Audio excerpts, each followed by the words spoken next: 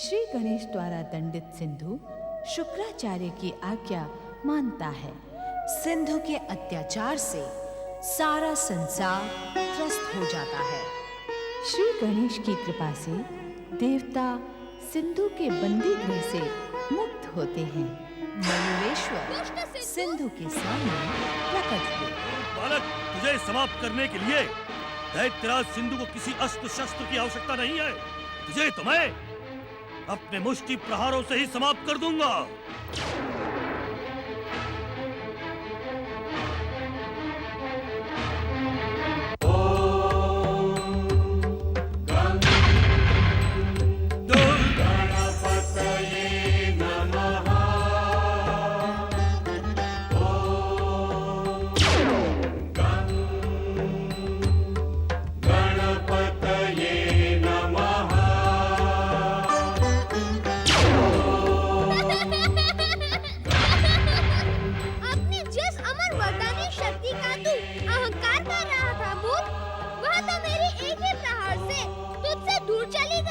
अभी भी समय है दुष्ट, मुझे पहचान।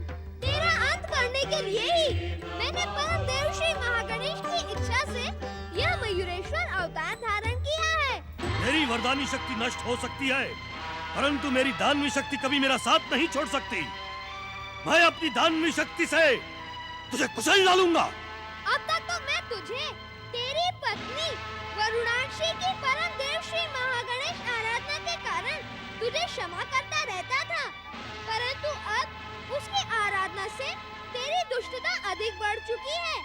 अब मैं उन्हीं परम देव श्री महागणेश का स्मरण करके तेरी दुष्टता का अंत करता हूँ।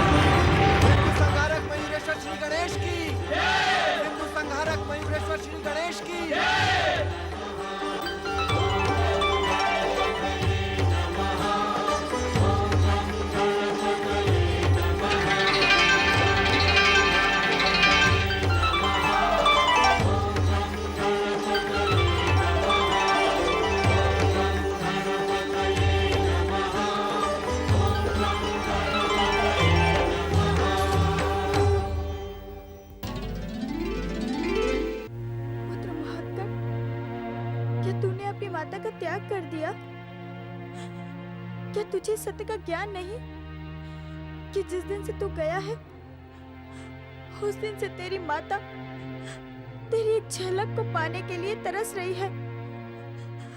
इतना कठोर ना बन पुत्र, मैं जानती हूँ तूने किसी विशेष कार्य को संपन्न करने के लिए श्री महागणेश का अवतार धारण किया था।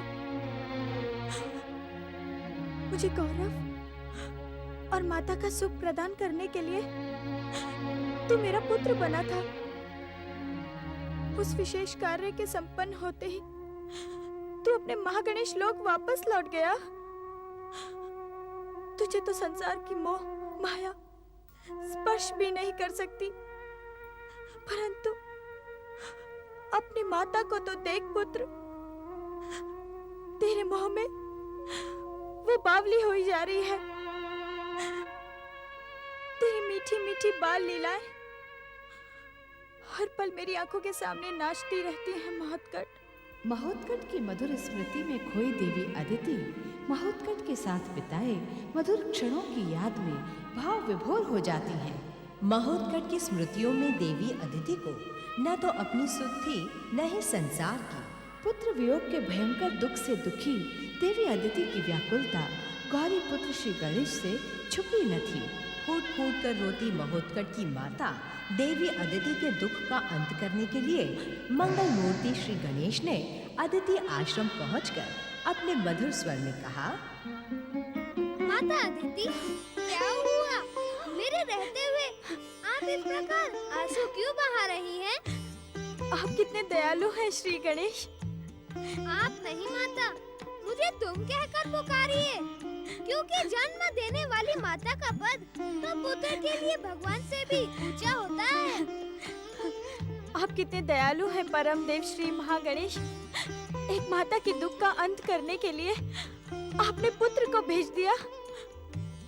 तुम मेरे महोत्कट ही हो ना? माता, क्या आपने अपने महोत्कट को मुनि कुमार के अतिरिक्त किसी अन्य वेशभूषा में नहीं देखा? नहीं, देखा तो नहीं, परंतु मैं तुम्हारी लीलाओं को जानती हूँ। अपनी माता को प्रसन्न करने के लिए तुम वेश बदलकर भी तो आ सकते हो महोत्कट।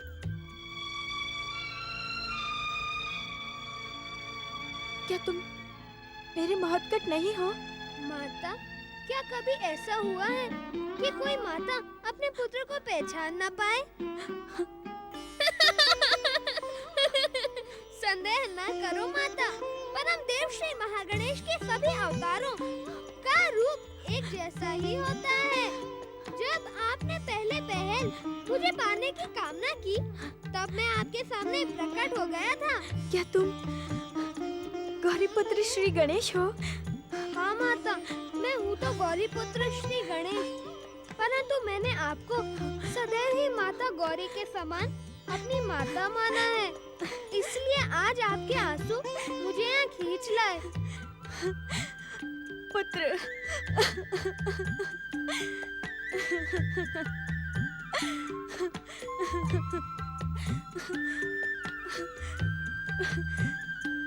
तुम मुझसे कितना स्नेह करते हो गजानन, परंतु क्या माता? अब तुम यहाँ से जाने की बात तो नहीं करोगे? जिसे तुमने माता के समान आदर दिया है, उसे दुख तो नहीं पहुँचाओगे? अपने स्नेह और बाल लीलाओं से मुझे धन्य करने के लिए मेरे साथ निवास करोगे ना गजानन? तुमने मेरी बात का उत्तर नहीं दिया मंगल मूर्ति। क्या तुम अपनी माता को फिर से दुखी करना चाहते हो? फिर से उसकी आंखों में आंसू लाना चाहते हो? माता, मुझसे किसी के आंसू देखे नहीं जाते। आंसू की शक्ति तो कठोर पर्वतों का कलेजा चीर डालती है। मैं तो निरा बालक हूँ।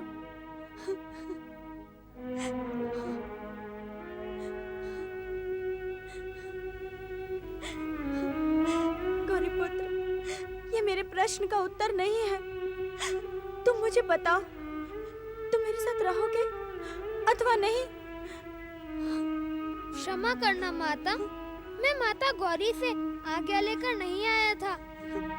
सच तो यह है कि तुम्हारे बहते आंसुओं ने मुझे माता गौरी से आज्ञा लेने का अवसर ही नहीं दिया।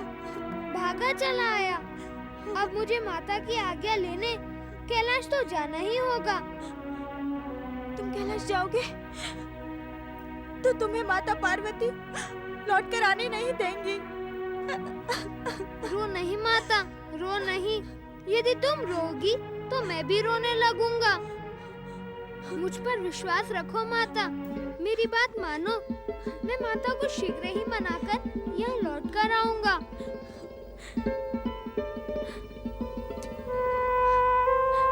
मंगल मूर्ति, तुम बुद्ध, शुद्ध, सत्य और चिन्मय हो। तुम पर विश्वास ना करने का तो प्रश्न ही नहीं उठता। मैं जानती हूँ तुम अपना वचन अवश्य पूर्ण करोगे। माता, मेरे मन में एक प्रश्न उठा है, यदि आपकी आज्ञा हो तो। मन की बात को मन में दबा देना उचित नहीं होता, उसे उसी समय प्रकट कर देना चाहिए। कहो मंगल मूर्ति। माता, मैं जानता हूँ जब से महोत्कट यहाँ से गए हैं तब से निरंतर आप उनका स्मरण करती रहती हैं। पुत्र वियोग की पीड़ा को शब्दों में नहीं बताया जा सकता।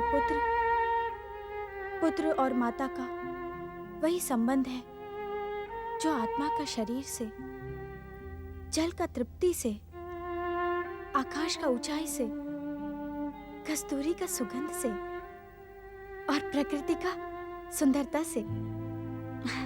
पुत्र को माँ कैसे भूल सकती है? माता, जिस प्रकार आप महोत्कट का स्मरण करती हैं, क्या आप उसी प्रकार अपनी बहन दैत्य माता दिति का भी स्मरण करती हैं? आपने मेरी बात का उत्तर नहीं दिया माता। दीदी ने कभी ऐसा कोई कार्य किया ही नहीं जिसका स्मरण किया जा सके। बड़ी बहन होने के नाते वो मेरे आदर और सम्मान की अधिकारी हैं। परंतु मैं आपकी पीड़ा को समझता हूँ माता। कैलाश में कभी कभी आपकी दीदी की चर्चा होती है। विधाता ने उनका स्वभाव स्वार्थ के न जाने किस ईंधन से बनाया है। वे कभी संतुष्ट होने का नाम ही नहीं लेती। परंतु देवांतक और नरांतक के संहार के पश्चात मुझे दीदी का कोई समाचार नहीं मिला। वे जहाँ भी रहें, सकुशल और स्वस्थ रहें, यही मेरी श्री महागणेश से प्रार्थना है। आप धन्य है माता, धन्य है आपके श्री महागणेश भक्ति। क्या आप दैत्य माता दिति का समाचार जानने को उत्सुक नहीं हैं? यदि उनके जीवन पर कोई संकट है तो अवश्य उत्सुक हूँ। दैत्य माता दिति इस समय अपने पौत्र तारकासुर के पुत्रों के वरदानी महलों में निवास कर रही हैं। तारकाक्ष, कमलाक्ष, विद्युन्माली और शामुखी उन्हें यथा संभव प्रसन्न रखने का प्रयास कर रहे हैं। पुत्र पौत्रों का सुख प्राप्त करके दीदी इस समय अवश्य ही प्रसन्न होगी। प्रसन्न ही तो नहीं होती वो।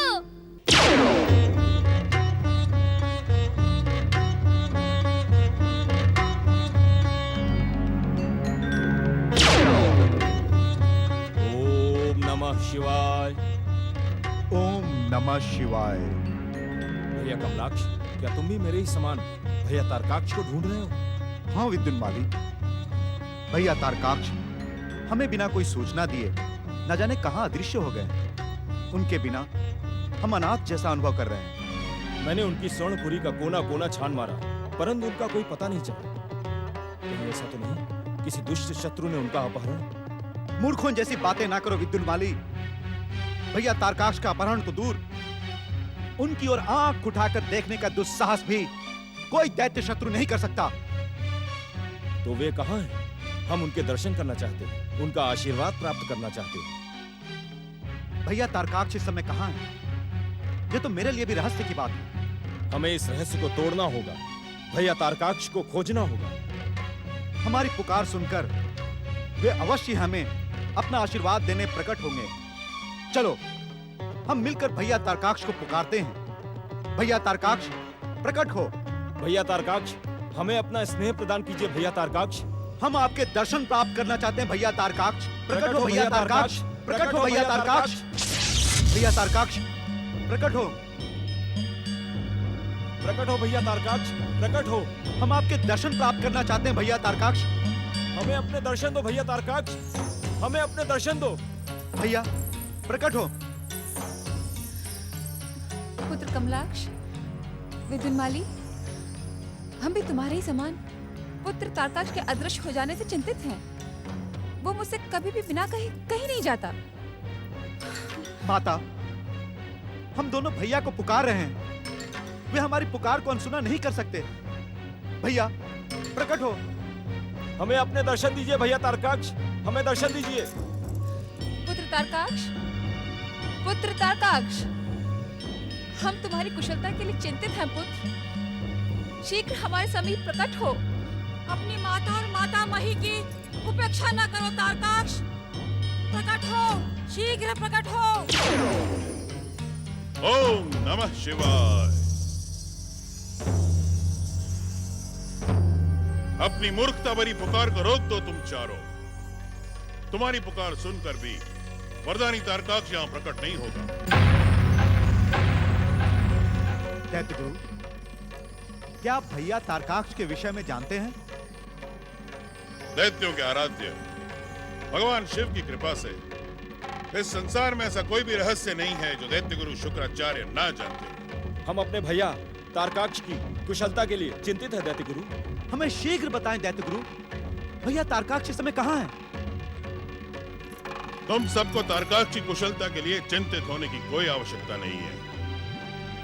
वो इस समय जहाँ पर भी है कुशल और प्रसन्न है।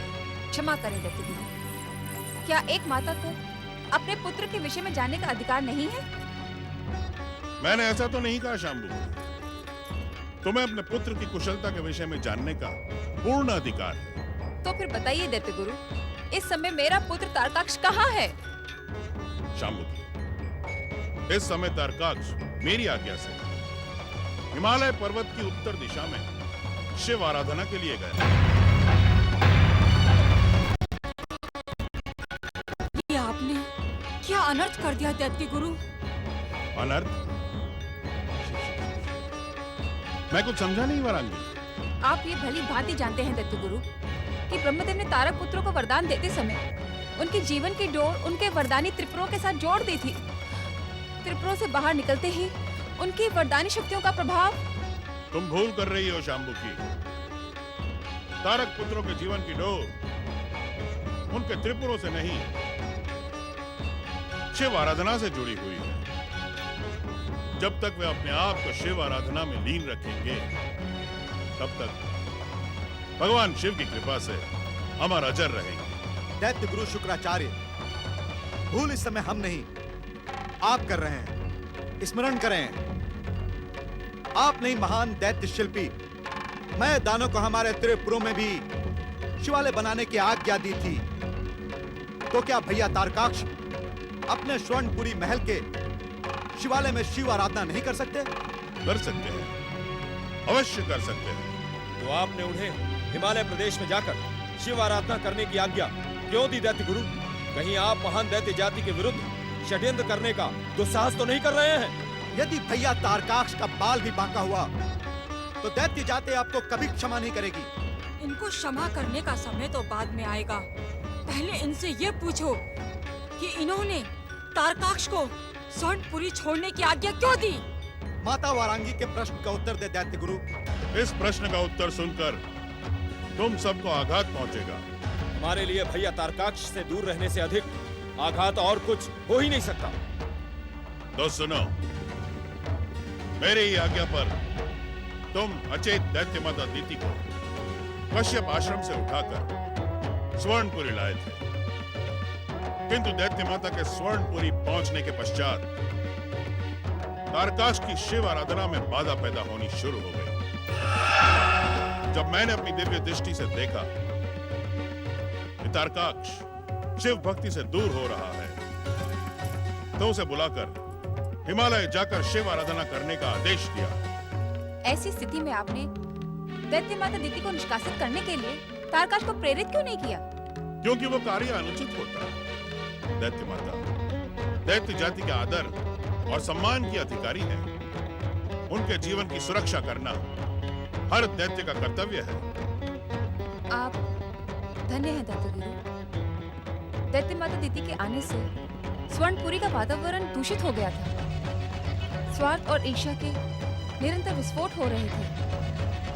ऐसी स्थिति में कोई शिव आराधना में लीन ये असंभव है।